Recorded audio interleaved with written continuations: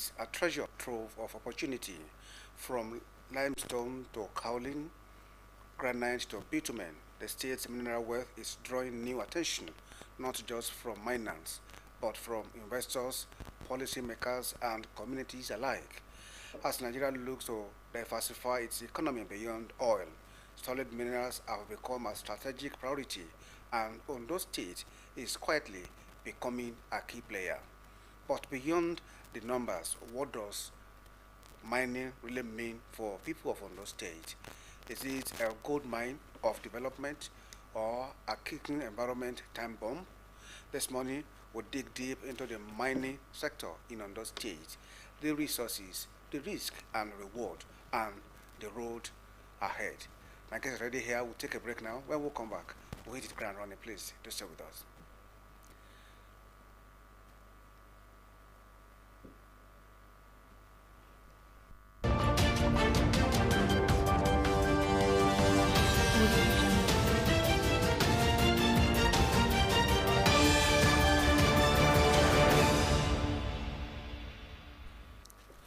Welcome back. If you are just joining us, the program is This Business, and today we're taking a look at Ondo's hidden wealth, exploring untapped mineral resources. And I have with me in the studio to do justice to it, I have Mr. Abiodun Jones, Director, Mineral Resources in the Ministry of Energy and Mineral Resources here in Ondo State. It's a pleasure to have you on the show today. Welcome, Mr. Moderator, and viewers at home. So, how would you describe the mineral resources in Ondo State? Yes, mineral resources in Ondo State, those are the natural endowment that God gave to us. In Ondo State, we acknowledge the numbers of the potentials of mineral resources we have in place. Among them, we have the energy fuel, which include the oil and gas. Also, we have the construction material where granite and sand were falling under, and the gemstones where we have the emerald, the gold, and some other gemstone too. The metallic mineral like iron and other metals that are involved. So the mineral resources that are in place in those states, they are enormous. The bitumen falls under the energy mineral too. So we have them in Ondo State in plenty, and a lot of things has been done on these mineral resources. Some people are working on it, some are not yet working on. Like the limestone we have in the Okeduse is been there, that is waiting for exploitation. The bitumen waiting for exploration, but we have the granite that are fully being tapped into. We have the sand, we have the gold. A lot of gold are in Ondo State. People are working on it. So Ondo State is abound with a lot of mineral resources. I would have also, I wanted to ask you that exactly which one are we actually working on? Presently, the mineral that are most working on in those states are the granite, the sand. We have a lot of them that are working. You can see every day. You see a lot of trucks moving and coming out from those states and from different locations around those states, even in the southern part and the northern part. A lot of activities going on. We have a lot of quarry that have been operating in those states that are supplying, that are feeding on other states in Nigeria. The eastern states, we have them that are feeding them. So the granite is mostly working on in Ondo State and sand. The other mineral that could have been more used in the slicker sand, but we have a moribund company that was using it before now, the glass sand. But yet we don't have the company using it at present. So, but we have it in large quantity in those areas as well. So the bitumen is yet to tap into. Okay, I also know quite well that one of the issues that is also affecting investors is getting license from the federal government. What would you say is are you actually collaborating with the federal government in ensuring that the investors also have the license as quickly as possible for them to do their work? Yes, it's good you ask that kind of question. The process of obtaining mining license is not difficult. It's only people are not that familiar with it. The bottleneck in getting license from the federal mine has been removed. We have the mining cadastral office working particularly on that. So if you go to their website today, if you download you get their form, you fill their form and pay the necessary fee, and within a short time you will get it. The only thing that could be having an issue is the issue of consent. Before we can get any mineral title, you need to get the consent of the landowner. Okay. It could be government land, it could be individual land. We call them free area. But maybe in the government reserve, you need to get the government consent before you can go to the mining cadastral office and apply for the required license you need. So it could be cumbersome sometimes to get the consent of individual or maybe. But if you, part of what we do is we collaborate with investor. We help them to do the needful, whatever they need. We ensure we get them the required help. So we're creating the necessary enabling environment to operate in the mining sector. So it's not a big deal. Getting a mining title is not a big deal. So if you just do the needful, you get it. Is it not this issue of the consent that you also mentioned? It's what is also giving rise to the legal menace we have all around. I also know that maybe we also have a few of them in Ondo State. Yes, I will say, if I say the issue of illegal mining in Nigeria is a big phenomenon. So on those states is no exception to it. We have pocket of illegal mining activity taking place in Ondo State, but I can say relatively Ondo State is still at a point that is still better than other states than like in the north. And even you take for example when we have the what's it called in the oil and gas industry, where we do normally have pipe banders or wherever the Niger Delta issue. Ondo State is even peaceful among the Niger Delta states. So in talking about illegal mining, we relatively Ondo State is okay, but we have them. I can't say we don't. Recently, we have reported cases at Odigbo, Bature axis of the Oluwa Forest Reserve. A lot of activities going on, but actually, to say, with the collaboration of the ministry and federal mine and the federal ministry mines office and the security agency, we are able to tame most of the activity and suppressing them. So you know, this thing we can see. You're also in the news lately. You know, Igbo to be precise. What exactly was the problem? Yes, we were at Igbo. The issue is just that it's a reported case of dredging of sand. Those people that are working there, they have the permit of the NIWA, the National Inland Waterway Agency, permitting them to work, but they could somehow not comply with the other relevant state law. So that's why we went there, and by now they are taking into correction of what. So they might not really be illegal miners. We can't say that. They need to be investigated first. Okay. All these things, we just clamped on them. We just, as part of what the state government, the mandate of the Mr. Governor, the Dr. Lucky Orimisoayi, that he doesn't tolerate. It's a zero tolerance policy for illegal mining. So we've been going out. We've been going out to different locations. So we had an information that the information actually was that people are working at the shoreline, maybe disturbing, creating a kind of impact. So they didn't know exactly, they can't define exactly, maybe we need to carry out some investigation before you can arrive at that they are actually illegal mining. So, but arrest can be made, but after your investigation, you are able to find, and they are doing the needful. So what impact would you say this illegal mining also has on the economy and the security of the state? Thank you very much, Mr. Moderator. Illegal mining operation has a lot of impact on the state economy. All these minerals that they are catching away, some they catch gold, some the sand.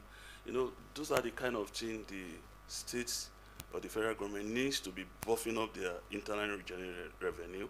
So there's leakages of revenue why we have illegal mining. They don't pay royalty, they don't pay any rent, they don't pay, they were just doing their work and getting their money, and they leave. Even taxes, they don't pay taxes. So economically, the government is losing. And at the same time, their activity could lead to environmental risk, degradation of land, deforestation, erosion, and flooding, and a lot of other things. So would you say you have any enforcement or task force that is actually going against these illegal miners? Because we also know what has happened in our neighboring states. To be specific, in Osun State, who knew what happened there when illegal miner went there and destroyed so many things, including properties. What is happening in Osun State is what we are preventing in those states.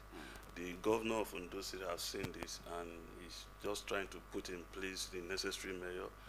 A lot of thanks to Mr. Governor.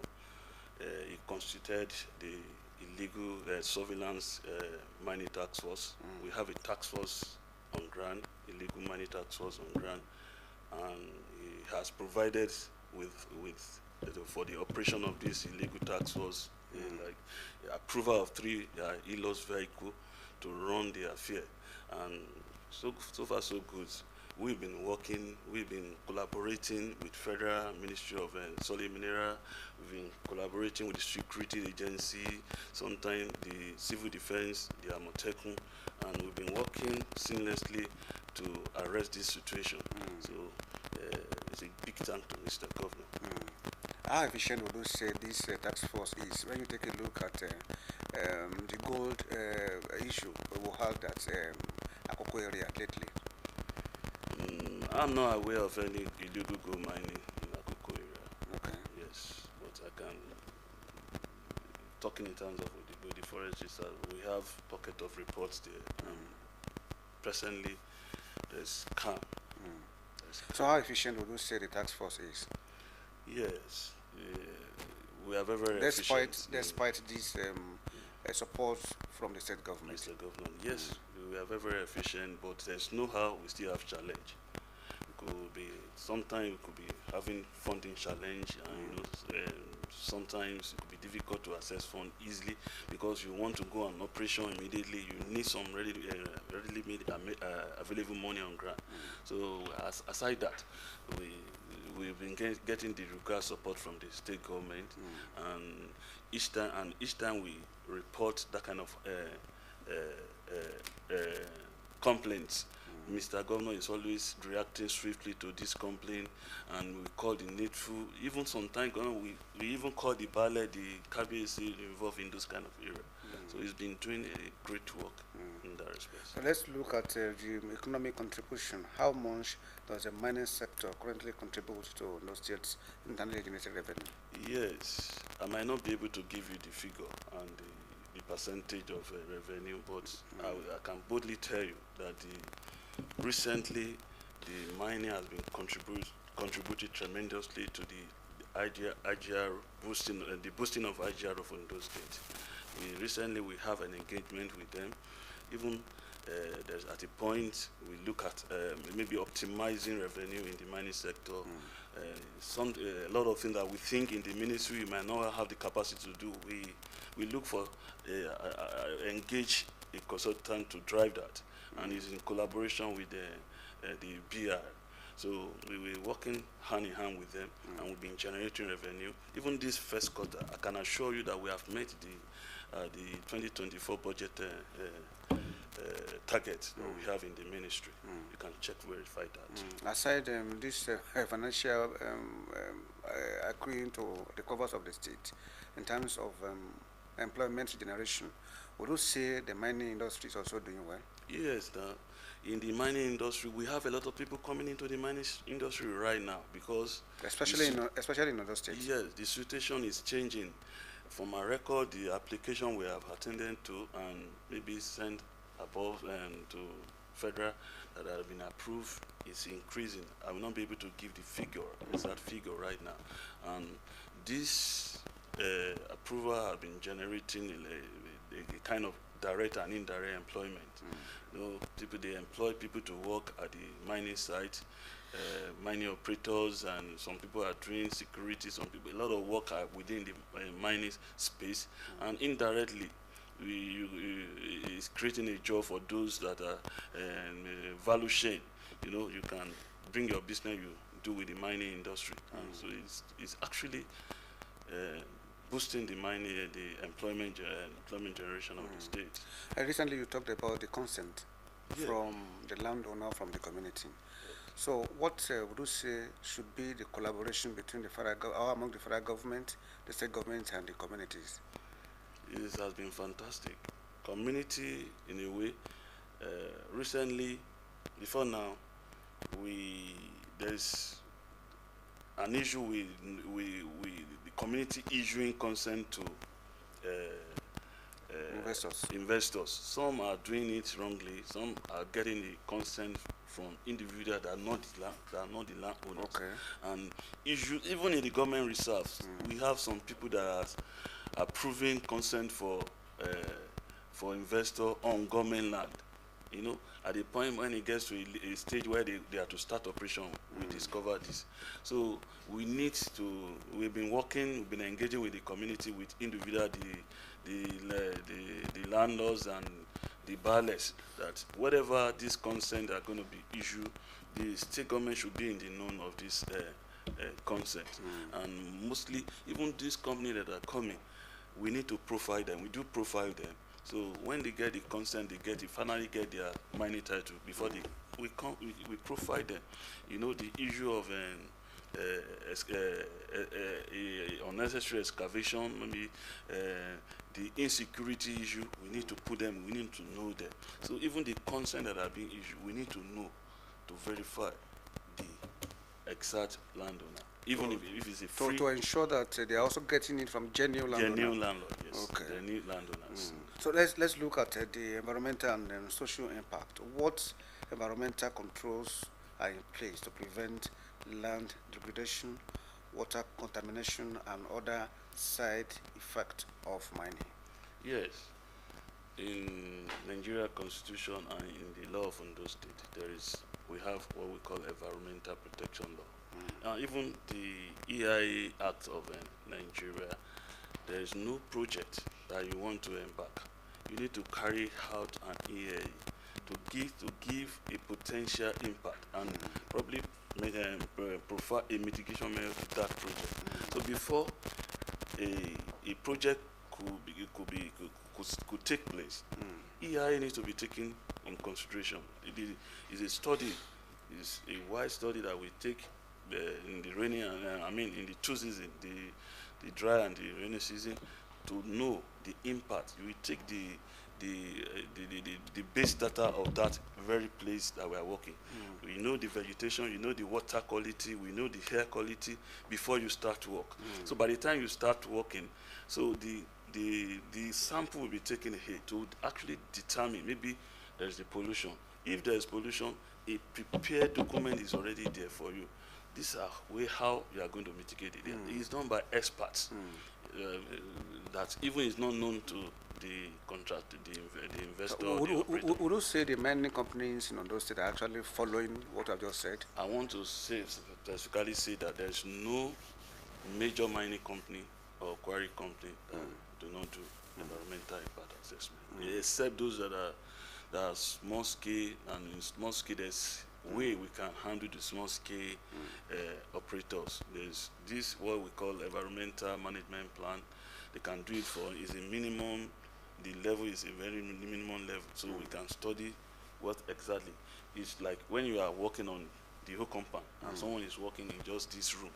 So those are the studies we need to do. But normally any operation require that studies to be carried out. Because I know quite well that most people that are actually watching this program want to know more about bitumen. Bitumen from here in Ondo State is the largest bitumen reserves in Nigeria. What is the current status of exploitation or development in that axis of bitumen? Till now, governments, day in, day out, federal government, the state government have been doing a lot to make it happen. If bitumen is actually working in Nigeria, there's a lot of money, revenue diversification of economy to the state and the federal government. They've been doing a lot of things. Before now, preliminary studies have been carried out on the bitumen, whereby we could arrive at, we have about 42 billion metric tons of bitumen in Ondo State. 42 billion metric tons of bitumen. That's why we are able to say that Ondo State had the highest percentage of bitumen even in Nigeria, even in Africa. And the Nigeria is rated the 6th in globally. So if there are a lot of research have been, if detailed exploration on this problem have been carried out, the 42 billion is just a peanut. We have more. So why is it taking so long? This bitumen was discovered in 1900 here in Ondo State. Bitumen exploitation is capital intensive. The amount of money you spend in exploration and production of oil and gas is just a minimum beside bitumen. You can spend times 3 of what you spend on bitumen on oil and gas. So you can see people doing oil and gas. That should not be difficult for government, even when you consider the byproduct from bitumen. Government cannot do it. It's a very big business.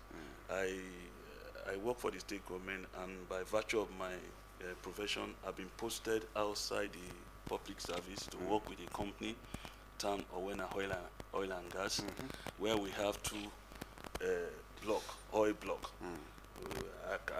I can tell you boldly that those assets on those days spend well over $80 million US. And as of today, we are not producing. So if you convert that $80 million US into naira, you know the number, the amount of salary that one we pay. But it's not as if we cannot do it. We can have it, but if we get a viable investor that are ready to invest in it, and the state government will be making their money. So the idea of getting investor is key in all these assets. We have so 3 blocks. why are the investors not showing interest? You mean on the bitumen? Yes. You know, it's a general, in Nigeria case is a different one. You know, the viscosity of the bitumen in Nigeria is higher than that one we have in Athabasca and the Venezuela. It's thick somehow.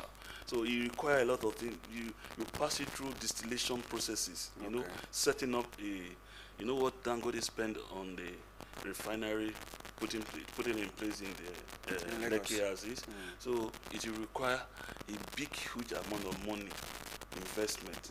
It's doable if the wherewithal is got in and is put in place. But I believe someone is doing something fantastic in the bitumen bed right now.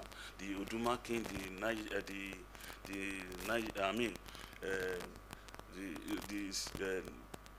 I'm forgetting the name of the company right now. They are doing the coring. They are doing a detailed study of that. The very block given to them, they are doing a lot of detailed exploration on that right now. Exploration? Yes. Okay. They are not mining yet. They need to study and know exactly to determine the volume, the quantum of the bitumen in place, and know exactly, you know, it's a wide area. You know exactly where you are going to be working. Because of our time, let me quickly ask 2 questions. When exactly should we expect that exploration to come on board? And again, the issue of haulage trucks not using tarpaulin. What is your ministry doing about that? Yes, I will start with the haulage truck.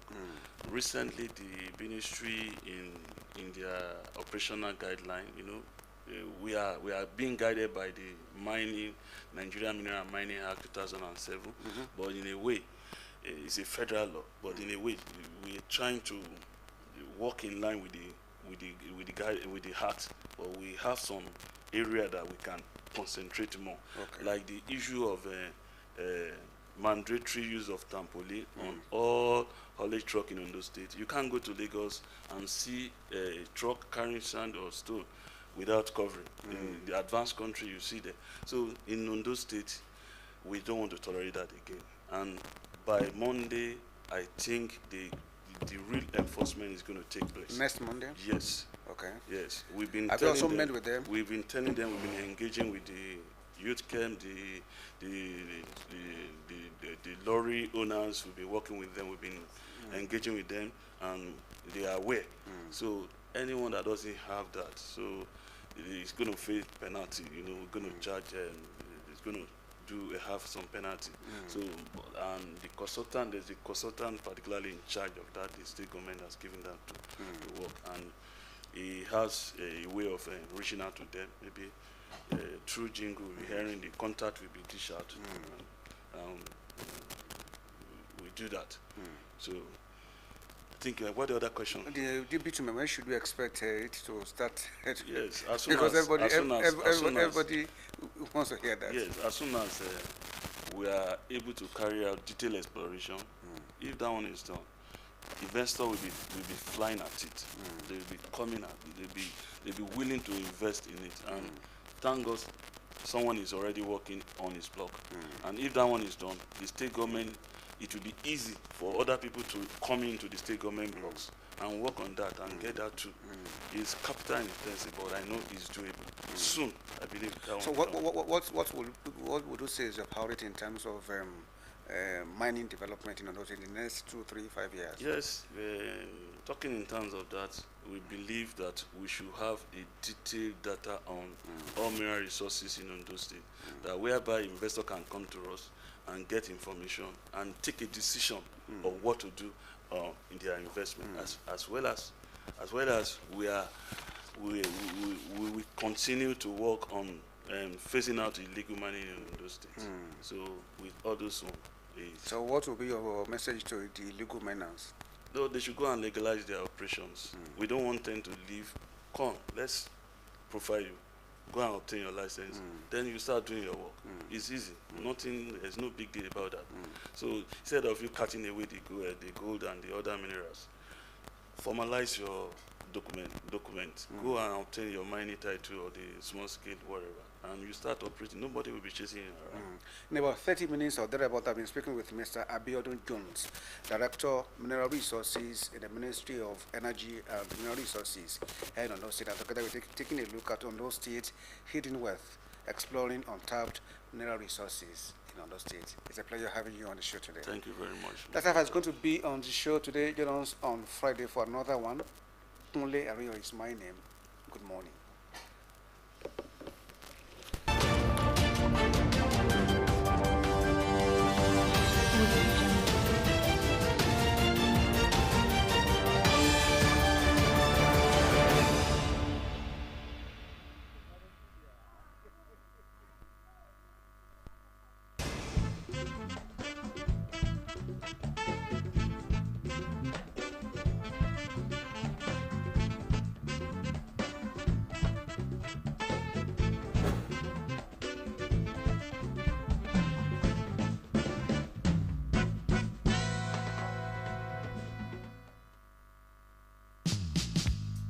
In times when leadership is tested, only true vision shines through. In 100 days, we've seen the touch of dedication, the mark of integrity, and the heart of service. Quickens Computer Limited proudly joins the good people of Ondo State in celebrating His Excellency Governor Lucky Urimisun Ayedatiwa on the remarkable milestone of 100 days in office. From Ilaje to Ikare, from Owo to Ondo, a leader stands tall, and the people know. With peace in his hands, Dr. Lucky Urimisun Ayedatiwa is committed, capable, and courageous. From empowerment to a governor that listens, your first 100 days have been a journey of hope. This is just the beginning. Ondo State, the future is bright. Congratulations, Governor Lucky Ayedatiwa. This message is from Omorega Gideon, Managing Director of Quickens Computers Limited.